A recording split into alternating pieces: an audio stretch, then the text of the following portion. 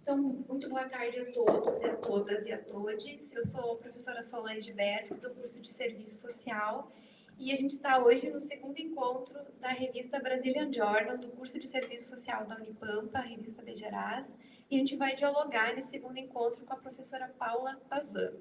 A gente está gravando esse encontro para poder disponibilizar pelo YouTube, então quem vai, em alguma medida, depois acompanhar o nosso bate-papo, né, pode estar também acessando o nosso primeiro encontro, que foi com o autor Sário Azevedo, que dialogou sobre, né, a sua produção publicada no primeiro volume da revista.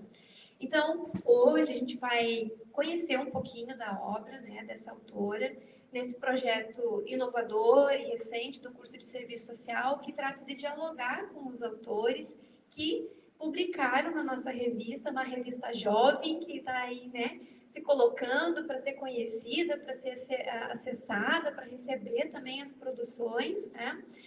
Almejando consolidar um periódico, né, no campo das ciências sociais e divulgando produções, né, em português, espanhol, inglês, né, na nossa região.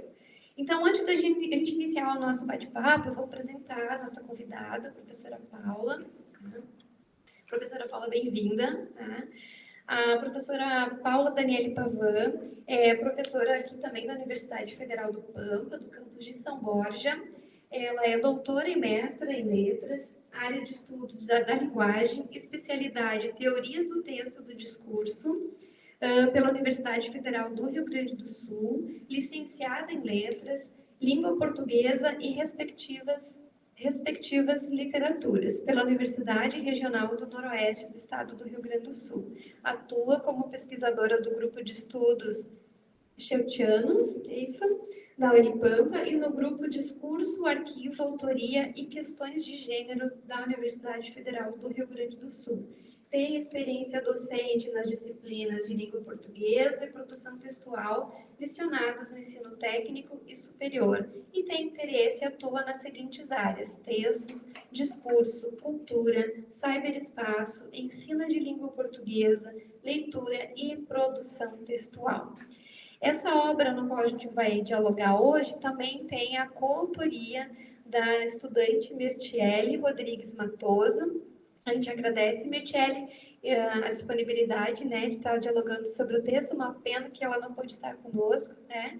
A Mirtiele, então, está em formação, né, na graduação de Relações Públicas aqui pela Unipampa e atualmente é bolsista do projeto de pesquisa Movimentos e Sentidos na Cultura Digital, Comunicação, Poder e Resistência.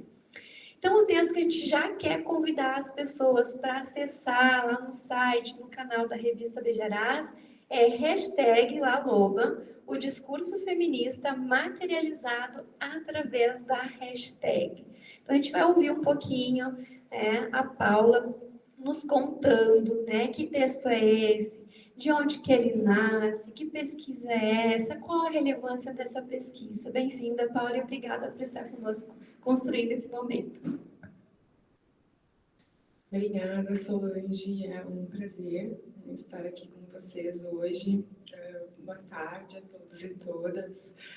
Então, eu vou comentar um pouquinho sobre esse texto, que é um convite, assim, que eu me sinto muito feliz, né, em poder estar aqui.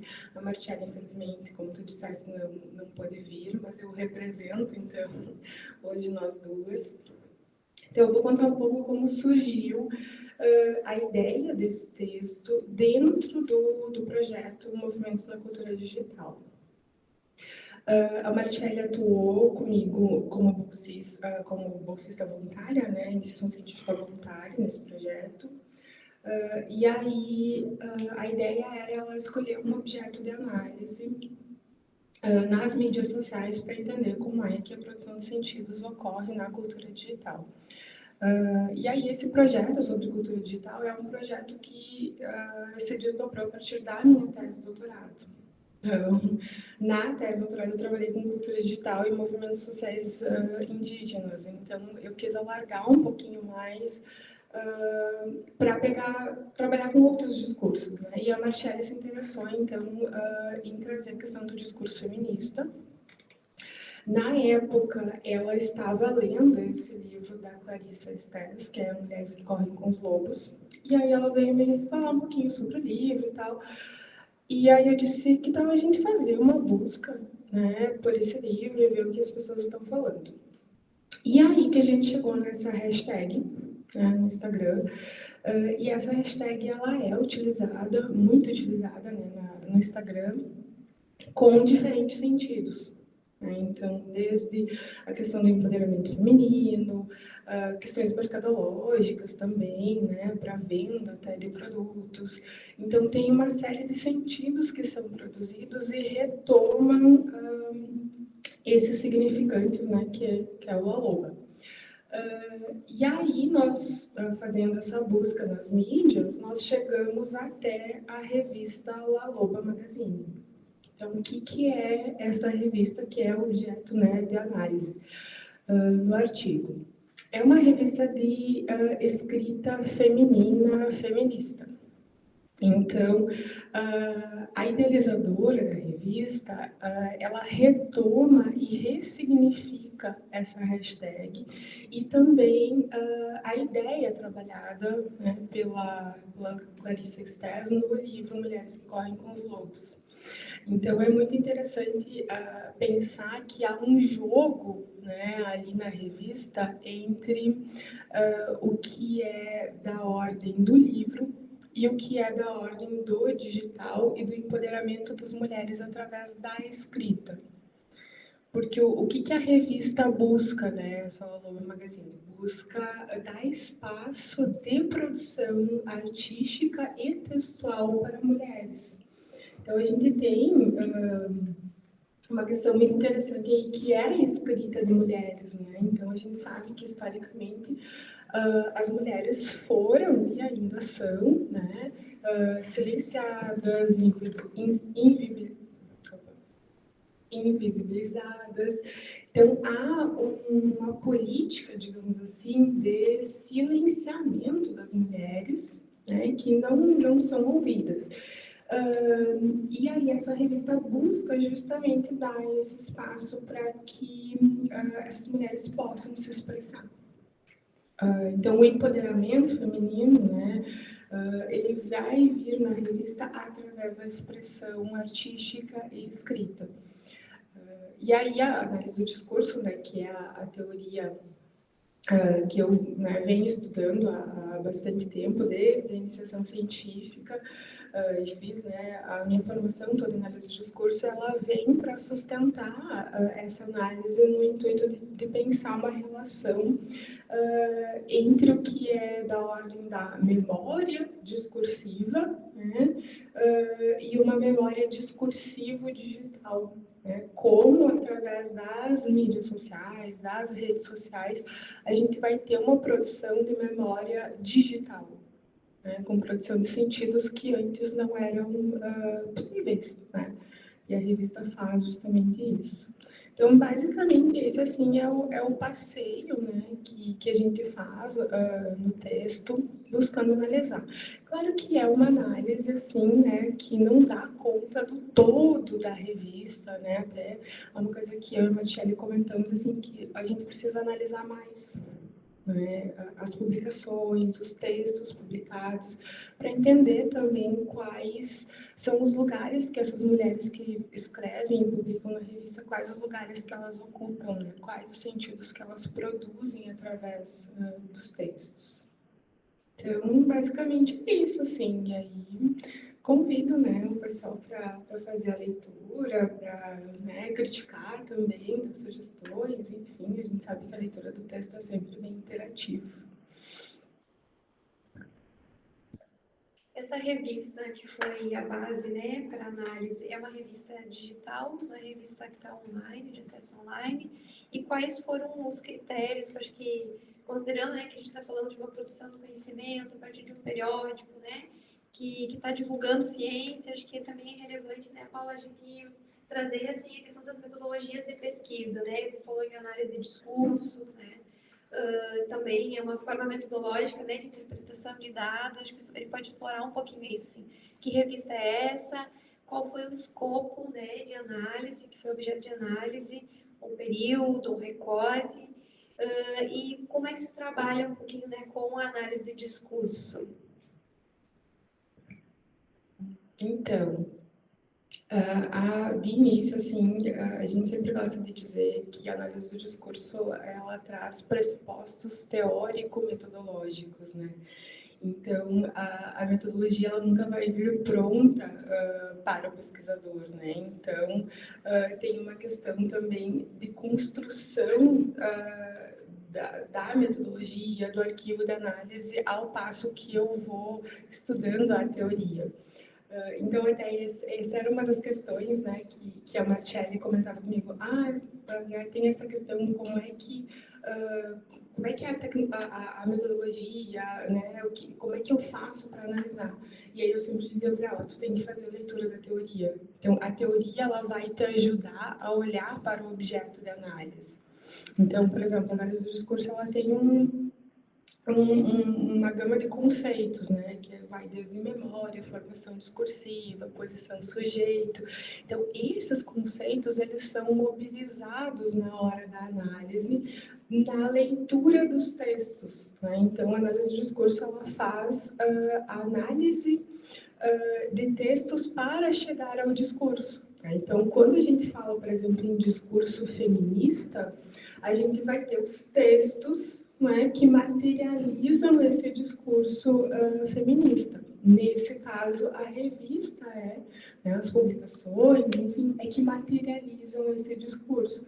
Então, quais os conceitos que eu vou mobilizar da teoria para ler esses textos, né, que são publicados na revista? Então, é um processo de batimento entre a teoria e a análise. Então, é que você olha para a teoria e depois, vou olhar para a análise. Não, vai fazer essa coisa de forma conjunta, né? A gente chama isso em AD de batimento.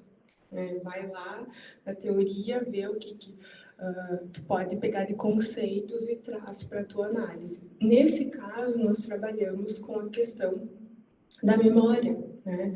Como que nós temos sentidos produzidos para a loba, né? A memória tem a ver, em análise do discurso, não com a memória cognitiva, né, individual, do que o indivíduo lembra, mas do que o grupo social rememora e relembra a respeito dos objetos. Então, quando a gente pensa no Aloba via memória, quais os sentidos, né, já ditos e que já circularam a respeito desses significantes? Quando a gente pensa nesse significante se transformando em uma hashtag, a gente vai ter uma relação de memória entre aquilo que já foi dito e aquilo que pode ser dito ao transformar essa palavra numa hashtag, né, que ela vai passar a circular nas mídias sociais, vai passar a organizar sentidos, né? Vocês podem, por exemplo, colocar qualquer palavra lá na caixinha de busca do Instagram, por exemplo, uma hashtag, né? E vocês vão ver que essa hashtag ela vai organizar uma série de publicações que a mencionam. Então, as hashtags elas vão produzir discursos, né? Também ali nas mídias sociais. E aí, então, foi por aí que a gente foi buscando. Chegamos nessa revista porque eu tenho, né, a minha formação é na área de letras, então a questão da leitura, da escrita, da produção de textos é uma relação que me toca muito. Então, eu disse para a Marcelli, na hora que a gente estava organizando o corpus e vendo com que a gente ia pesquisar, eu disse para ela, acho que a gente precisa ver uma materialidade que tenha essa questão da produção textual, né? Não ficar só também na hashtag ali para ver como ela estava produzindo sentidos, mas como ela pode movimentar a produção de textos. Então, foi nesse sentido. E essa revista, inclusive a gente traz no artigo alguns trechos da idealizadora da revista, né? E ela vai dizer justamente isso, que ela queria uma revista para empoderar as mulheres. Então, a ideia é trazer essa revista de forma gratuita, né? Inclusive, qualquer mulher pode ir lá se inscrever e enviar textos para serem publicados. Né? Ela tem chamadas em aberto para fazer a submissão de textos, né? Então, é muito interessante porque abre uma série de oportunidades que comumente a gente não tem, né? Então, às vezes a gente tem mulheres que escrevem, mas escrevem e guardam lá na sua gavetinha, né? Guardam lá no computador e ninguém lê. Então, né, tem essa possibilidade de fazer esses escritos circularem, né? Para fazer com que a gente tenha acesso aos sentidos, né? Que por vezes, né, não circulam, né? Estão lá escondidos, né? A gente vê, né, na leitura do texto que realmente aparecem múltiplos sentidos para a hashtag, né? Algumas que vão na linha realmente assim do fortalecimento da identidade feminina, né, do empoderamento feminino e, como tu disseste, outras que são capturadas pela questão do mercado, né? Porque aí, na medida também que, imagina, ela ganha volume, eu não sou uma entendida, né, das mídias, mas que ela vai ganhando volume, ela também vai sendo cooptada para a venda de produtos. E imagino que em sua maioria, produtos voltados para o público feminino, né? Então, se eu colocar o hashtag La Loba, eu vou encontrar aí venda de perfume, de lingerie, né? Enfim, de joias, enfim, de toda uma cadeia, né, de produtos que está voltado para esse público. Vocês identificaram isso também ao longo e vocês estratificaram isso, né, ao identificar para construir as narrativas e análise?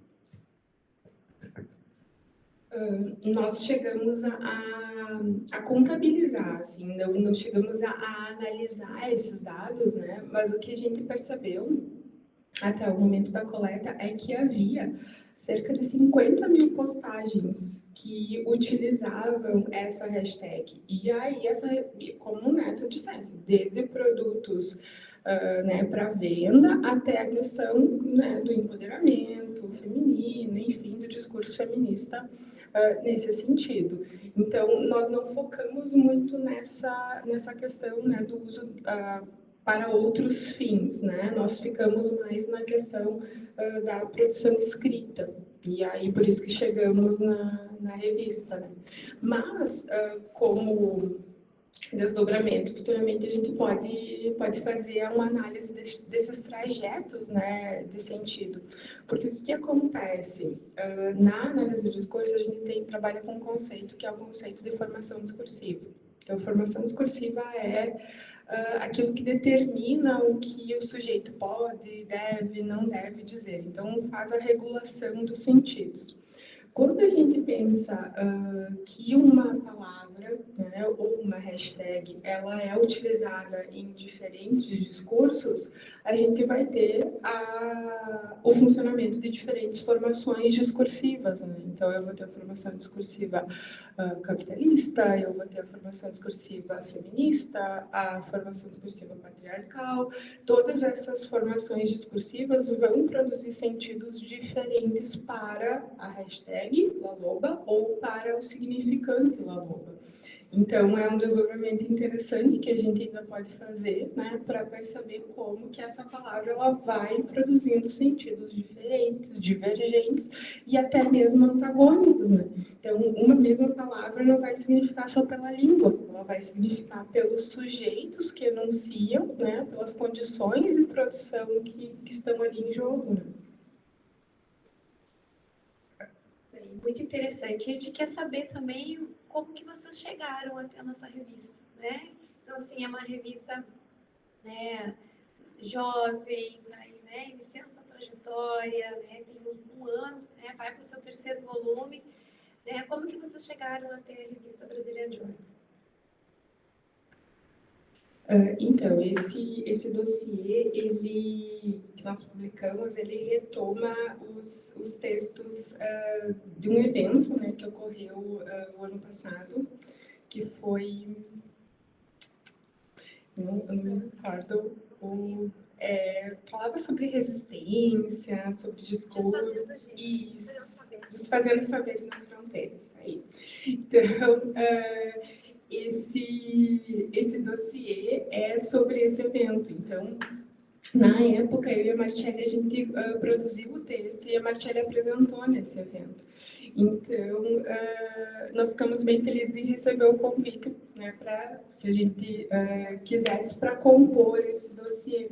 Então, eu achei muito interessante, e eu disse para a Marcele, nós não podemos perder essa oportunidade, né, porque é uma revista super importante, é uma revista aqui do campus, né, então, para a gente mostrar que mesmo aqui no interior, né, na fronteira oeste do Rio Grande do Sul, a gente produz pesquisa, e a gente produz pesquisa com os alunos, que eu acho que isso é muito importante, né? Porque eu percebo assim uma vontade dos alunos em produzir pesquisa, mas muitas vezes não tem essa abertura nos projetos, né? Esse diálogo. Então, eu acho legal a gente ter essa possibilidade de também publicar junto com os orientandos, né? Produzir pesquisa e publicar. Porque tem muitas revistas, por exemplo, que não aceitam textos, né, de graduandos ainda. E às vezes a gente tem produções muito importantes, né? Então, eu fiquei bem contente, bem feliz em participar. Nós também ficamos bem felizes com a sua participação, né, a possibilidade de trazer os textos do dossiê, né? O dossiê foi preparado, então, pela equipe, né, do Desfazendo Saberes na Fronteira, que é um evento científico, acadêmico, organizado por uma das professoras que também faz parte do corpo docente do curso de Serviço Social, e que mais tarde ela acabou, então, encaminhando, né, a possibilidade do dossiê. Então, aproveitando também assim a deixa na fala da professora Paula, né, dizer quem é que pode publicar na revista Brazilian Journal, né?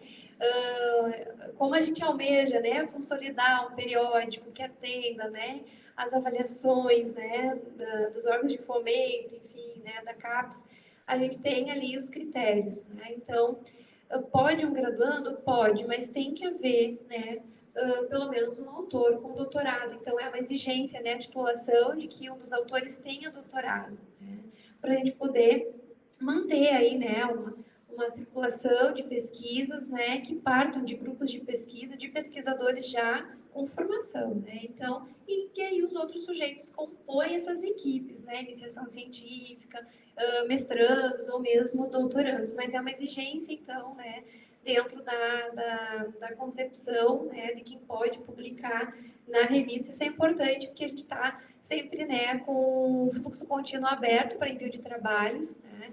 Como a professora Paula traz, esse foi um dossiê que foi, então, pensado, elaborado, né, e que foi depois finalizado pela equipe editorial, mas a gente tem aí, né, a revista em fluxo contínuo, aberto, recebendo, né, submissões de artigos científicos na área, né, das ciências sociais. Então, é um campo muito vasto em que todos e todas podem estar submetendo suas produções, e a gente convida, então, a acessar a página, a conhecer a revista, né? E também, especialmente, conhecer o texto, a obra da professora Paula e da Mertieri, que está um texto gostoso de ler, leve, né? E que traz muitos significados, inclusive nos traz concepções de construção de pesquisa, né? Então, como é que se faz uma pesquisa com base documental, como é que seleciona documentos, como é que se constrói o escopo de análise, né? Paula, então, a gente quer agradecer, né, a tua disponibilidade, agradecer que você e a Mircea participaram aí, né, desse importante momento. O texto Laloba, hashtag Laloba, ele está no número 2 da revista Bejarás, né, que está no site. Depois a gente pode deixar também o link para que vocês possam acessar.